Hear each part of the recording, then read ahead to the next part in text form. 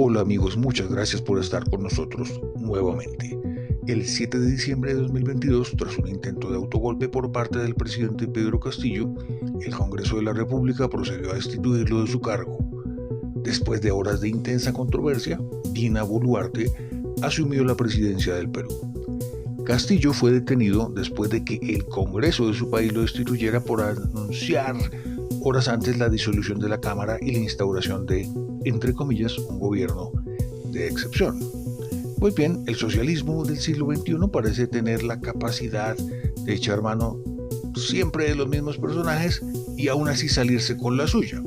O para decirlo de otro modo, tiene la capacidad de reclutar a personas con ciertas virtudes actorales para que representen el mismo papel del hombre del pueblo, del hombre que de alguna forma, siendo ingenuo y viniendo de la nada, tiene la capacidad de sacudir al sistema, con actuaciones y dichos que muchas veces son francamente ridículos. Sí, es así. Castillo y Gustavo Petro representan el personaje que llamamos el bobo del pueblo, con su sombrero que le queda grande y con un lápiz en su mano. Quienes están detrás de estos procesos de ingeniería social no se tomaron la molestia de crear un personaje diferente para Perú y otro para Colombia. La única diferencia tal vez con respecto al personaje de Castillo pudo ser la aparición de Petro como el piloto de combate, el nuevo Maverick de Top Gun, pero es un Maverick falsificado, una copia barata e inauténtica. En Colombia diríamos un Maverick chiviado, un hombrecillo sin ningún tipo de garbo, sin ninguna presencia, al que le es imposible proyectar algo en su lenguaje corporal que nos inspire alguna confianza. A esto le suman los actos estrambóticos y las declaraciones pirotécnicas, como cuando dice que le gustaría demoler el Palacio de Nariño, como cuando habla de sus trenes imposibles que conectarán océanos, o cuando habla de esparcir el virus de la vida por las estrellas y las galaxias, y así por el estilo. Esto tampoco es al azar, esto también es ingeniería social muy planificada. Gustavo Petro, o el actor que representa ese personaje, nos hace creer que este Cantinflas de nuestros días comete errores no intencionales que nos están llevando al abismo. Y esos errores garrafales en el fondo son debido a pensamientos bien intencionados o se dan solo por la falta de experiencia en las labores del gobierno de la marginada extrema izquierda radical. Pero lejos de creer esto, esta nota está para decir que no es cierto. Petro no es el bobo del pueblo.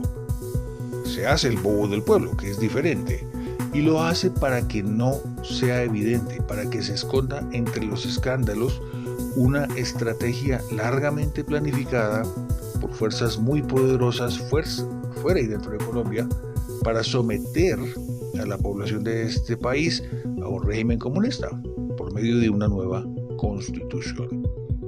Él es solo una cara visible, una cara sobre el escenario de un esquema mucho más grande.